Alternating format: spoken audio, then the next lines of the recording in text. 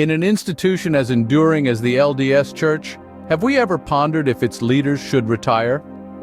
It's a question that might seem out of place at first glance, but when we pause and truly consider it, it's a question that might have been lingering at the back of our minds, unasked and unexplored.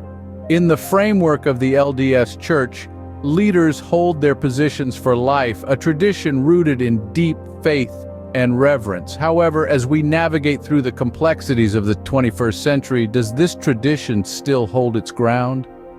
Should there be a point where our beloved leaders step back, take on an emeritus status, and allow for fresh perspectives to lead the way? We've had some engaging conversations with church members, their initial reactions layered with surprise, curiosity, and contemplation. Their insights set the stage for a thoughtful exploration of this unasked question. A question that might have never crossed your mind, but once asked, it opens up a plethora of thoughts and opinions. Historically, religious leaders served till their last breath. But does this model fit in the 21st century? When we examine the history of leadership in the LDS Church and other faiths, we notice a tradition of lifelong service. From the prophets of the Old Testament to the apostles of the New Testament, and from the early leaders of the LDS Church to the modern-day apostles, there's a consistent pattern of serving until death. Religious scholars have often highlighted this biblical precedence. They point out that Moses served until his death, as did Peter and Paul.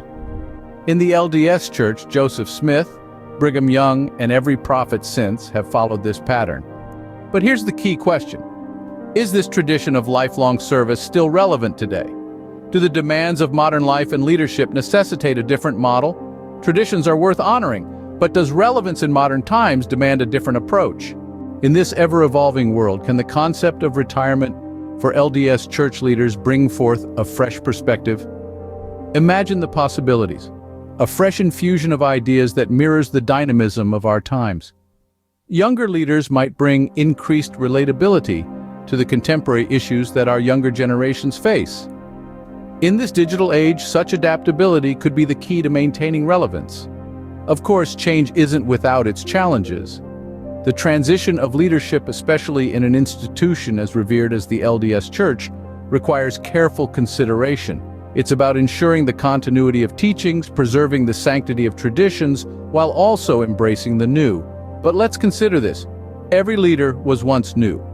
They brought their unique perspectives, their individual strengths, and the church has thrived with each changing guard.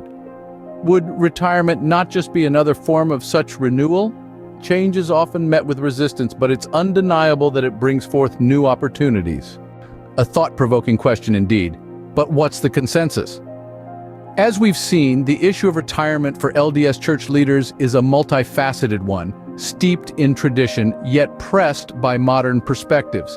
We've heard from both sides of the aisle, with some believing that the wisdom of age is invaluable, while others argue for the fresh perspectives that younger leaders might bring. The biblical precedence of lifelong service sets a powerful example, but in a rapidly changing world, is it time for a shift? We've heard from those who believe in the sanctity of the status quo, and from those who champion the cause for change. Ultimately, this is not a question with a simple yes or no answer. It's a dialogue, a conversation that reflects the evolving nature of faith in our time, a testament to the fact that even in matters of faith, change is the only constant. While the question remains unanswered, the dialogue it sparks is a testament to the evolving nature of faith in the 21st century.